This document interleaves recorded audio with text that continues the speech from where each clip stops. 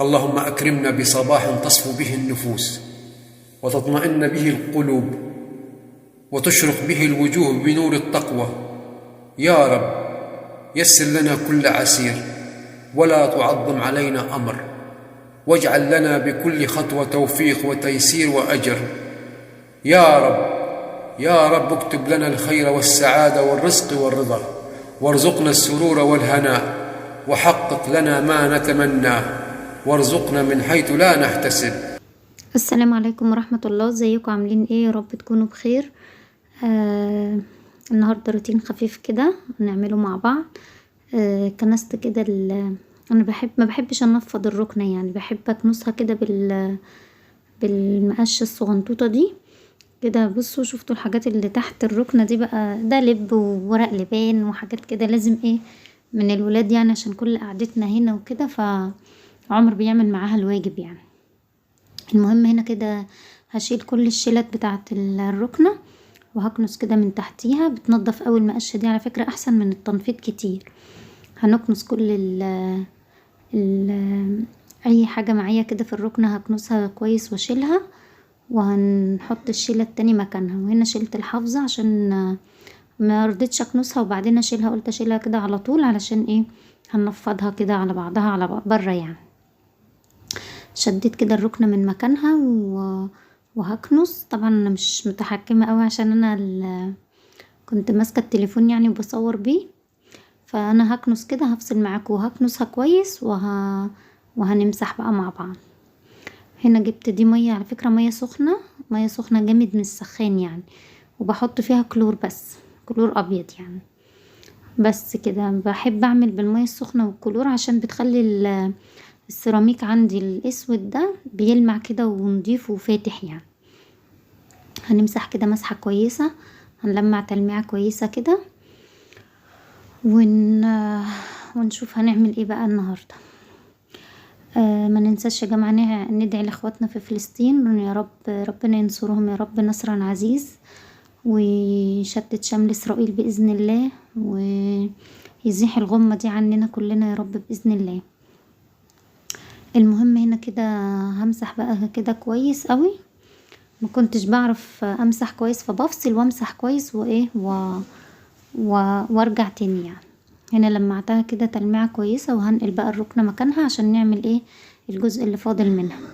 بصوا بقى الكلور مع المية السخنة بتخلي السيراميك عندي بيلمع ازاي. انا كده كنت مسحت الجزء ده كله، وهنعمل بقى ده مورال هنعمل بيه الترابيزة بتاعت الشاشة.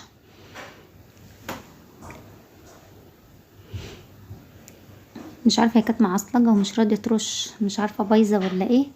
المهم هي عندي من زمان قوي يعني. المهم هنا كده هنلمع تلميعة كويسة، والشاشة وكله انا ما برشش حاجة على الشاشة، هو مكان الفوطة ما بيبقى فيها المورال ده بعمل بيه يعني، بلمع بيه. هنلمع الشاشة كلها كويس قوي، وبعدين هنكمل مع بعض. يلا لو وصلت انا في الحتة دي كنت اتعورت.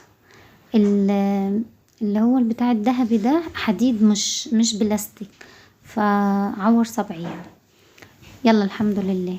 المهم هنا كده هلمع كلها كويس، الادراج وكل حاجة كويس، وهنعمل بقى النص التاني من الصالة ما شلتوش. ده الجزء التاني اللي في الصالة. سبت بقى الدنيا هناك تنشف الاول، وبعدين قلت ألمع كده الترابيزات اللي هنا. انا مش هشيل السجادة دي ولا حاجة، هي تحتها نضيفه زي الفل. انا بس المكان بتاع الركنة هو اللي بشيله على طول علشان قعدتنا فيه والاكل والشرب، وانتوا عارفين طبعا فتافيت بقى وكنتوا بتاكلوا لب او حاجة وكده لازم يتنضف على طول. لكن الجزء ده مفيهوش حاجة يعني، محدش بيقعد فيه ونضيف يعني، لو كان عفار او حاجة بس. فانا عملت ايه، هلمع الترابيزات هكنس يعني، هكنس السجادة كده، هنقل الترابيزة وهكنس السجادة، وبلمع الاحراف مكان السيراميك اللي عندي باين يعني، هو اللي انا بلمعه. هنا كده هلمع الترابيزة معاكم، وبعدين هتني احراف السجادة كده وبمسح بقى ايه بلمع مكانها. الكنس والتلميع اللي من الجناب ده بعمله كل يوم، لكن نقل الركنة و... والتنفيض وكده ده عن ناحية الركنة بعملها كل اسبوع يعني. لازم اشيلها كده واشدها، لان طبعا بيبقى تحتيها تراب وحاجات واقعة كتير يعني مكان الولاد وكده، فلازم دي كل اسبوع تتشال وتتعمل. لكن هنا في الجزء ده بيبقى عفار وتراب، بس انا بعمله كده على طول يعني، لان كل يوم ده بيتعمل. هنا جيت على الانتريه قلت اظبط كده، ده قماش كده انا كنت مخليه المنجد يعملهولي، وهو بيعمل لي الانتريه عشان شايفينه يعني ابيض كده وفاتح، فقلت اعمله. انا عملت الانتريه ابيض عشان يعني كل عفشي القديم كان بني ونبيتي وكده، والركنه كمان نبيتي وكده، فقلت اعمل ده فاتح شويه. مش مشكله، انا عايزه انزل اجيب له كفر او اجيب له اللي هي البياضات دي، لسه ان شاء الله هجيب له حاجه اداريه يعني، هم ما بيقعدوش عليه، وحتى لو قعدوا هم عارفين ان مفيش اكل هنا او شرب هنا، فخلاص بيقعدوا مش في ايديهم حاجه. بس عملت الكرسي وهنا بقى بعمل الكنبه بتاعته الصغيره، وهكمل برضو الكرسي والكنبه التانيين بنفس النظام، بكنس كده وبعمل. هو عايز يتغسل معايا، بس انا مش هغسله المره دي يعني، قلت اسيبه كمان المره دي، والمره الجايه ان شاء الله نغسله مع بعض ونشوف طريقه تنظيفه ازاي. هرص كده الكوشن بتاعته هنا، وعايزه برضو اغير لون الكوشن ده لانه مش عاجبني خالص. انا رحت لقيت الراجل عامله كده يعني معاه. عايزه اقول لكم البياضات اللي انا حطاها على ايدي دي عشان هو ابيض طبعا من الركنه والسنده وكده، بيبقى بيتوسخ على طول، دي محافظالي عليه قوي، لما بيتوسخوا بشيلهم واغسلهم واركبهم تاني. لو حد عنده الانتريه بتاعه ابيض يعملهم يعني عمليين وحلوين. دي الحته كده اللي قدام البلكونه، هي كانت متربه جامد، معرفش التراب باين معاكم ولا لا، بس هي كان فيها تراب جامد قوي من دخلة البلكونه كده، وبفضل يعني فاتحه البلكونه على طول. بس هنا لمعتها كده، وهلمع اي مكان باين بقى معايا كده وانا ماشيه في الصاله. بلم السجاده، هنا لميت السجاده وبرده شديت الكراسي وهلمع مكانهم، واول الارض ما بتنشف بحط كل حاجه مكانها. لميت الحاجه اللي عند الجزامه، الشوزات بتاعتهم كلها حطيتها جوه الجزامه ومسحت، وخدت الحاجه بقى نفضتها بره كده نفضتها على السلم. وما ننساش طبعا السلم وباب الشقه والحاجات دي لازم تتعمل يعني.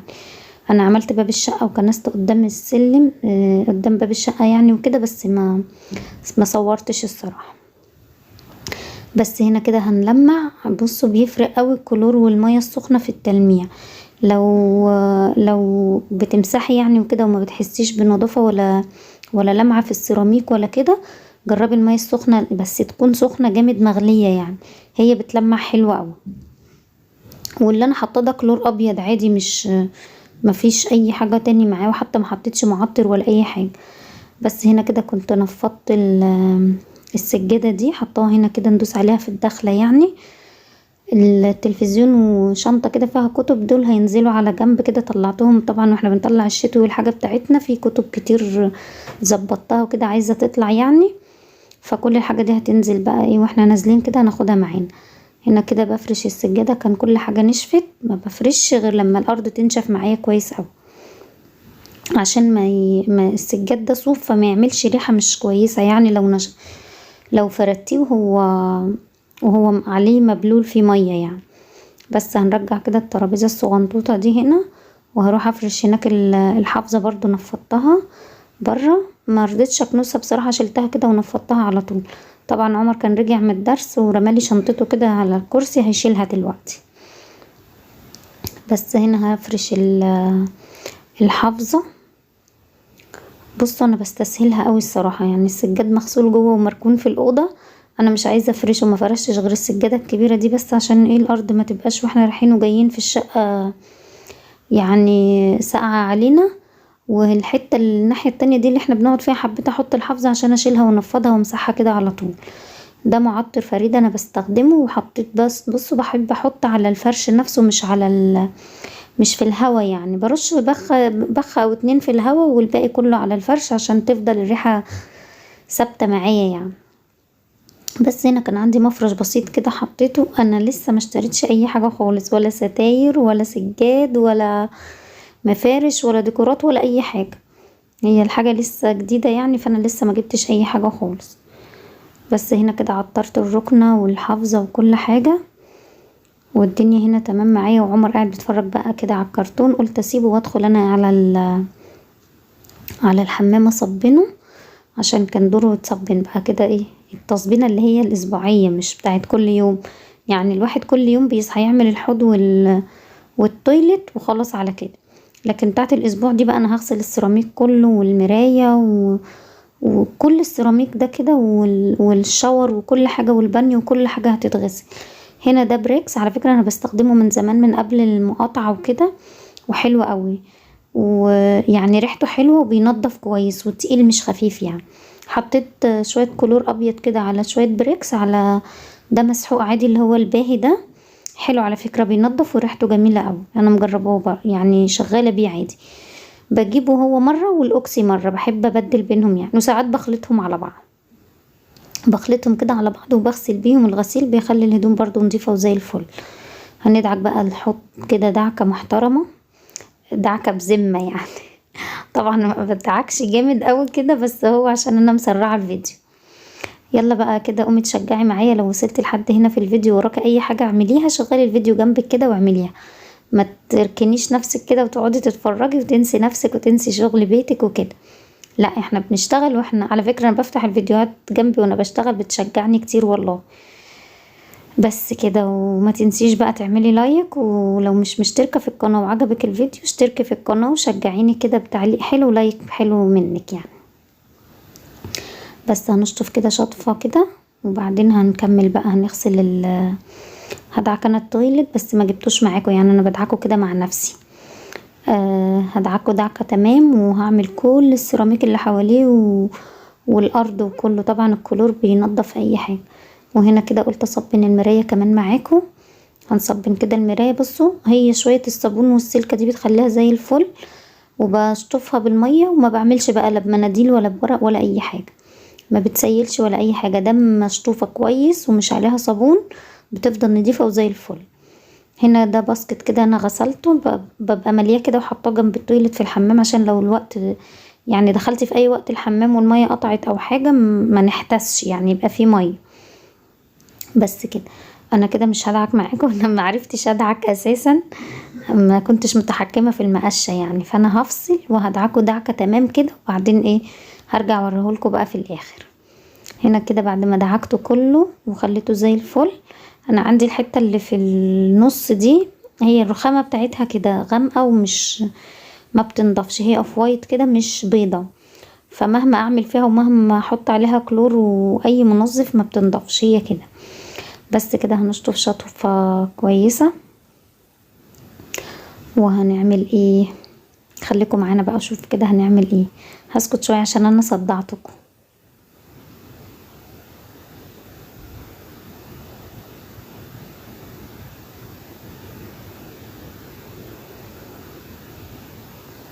اوعوا تكونوا نمتوا مني، اتفرجوا على الفيديو بقى اتفرجوا على الفيديو معايا كده. بس كده هنشطف كله تمام كده يعني، شطفة محترمة. وهنملى الجردل برضو ونركنه مكانه تاني. انا طبعا التويلت بتغسل من بره ومن ورا ومن فوق ومن كل الجهات يعني، كل السيراميك اللي انا بشطفه معاكم ده مغسول، كل ده دعكته بالليفة، وكل حاجة نظيفة وزي الفل. وكل اللي انا بشطفه فوق ده والبانيو من جوه والشاور وكل كل حاجة اتغسلت والله وبقت زي الفل. احلى حاجة في الدنيا النظافة والمية والرغاوي والحاجات دي، كلنا بنتبسط يعني بنفرح لما بنعملها. على فكرة الواحد لما بيبقى بيشتغل بيتشجع يعني، مش ده كده. الدورة في الغسالة كنت حطاها خلصت، هننشرها وهغير الستارة بتاعة البانيو وخلاص على كده. هنا كده كنت سحبت المية ونشفت الدنيا، وطبعا باسكت الكمامة برضو اتغسل، وهي المراية معايا نضيفة وزي الفل. حطيت فوطة نضيفة ورا الباب وكل حاجة تمام. مليت المية هنا كده، وحطيت بقى الستارة دي، هي كانت عندي يعني وانا لسه ايه شلت دي وحطيت دي مكانها يعني. بس كده كده التويلت معايا خلص. وهنا بقى كنا رحنا النادي، اللقطة بتاعت النادي دي كانت قبل الروتين ده بيوم بس. كان هو يوم الطفل، يوم يوم الطفل، يعني عاملين يوم للطفل كده، فكلنا رحنا بقى النادي، قضينا اليوم هناك انا وعمر.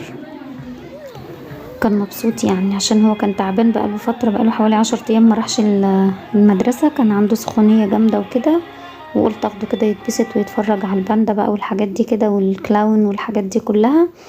اتبسط بقى ولعب وتعرف على ناس كتير هناك، كان بيلعب معاهم اصحابه يعني. كان يوم جميل ورفهنا عن نفسنا و... ويعني اتبسطنا بصراحة يعني. بس كده، هو ده كان يومي معاكم وروتيني، ويا رب يكون روتين خفيف عليكم كده واتبسطتوا معايا. واي حاجة وراكم بقى قوموا اعملوها، وما تنسوش بقى تشجعوني وتحطوا لي لايك حلو. والسلام عليكم ورحمة الله وبركاته.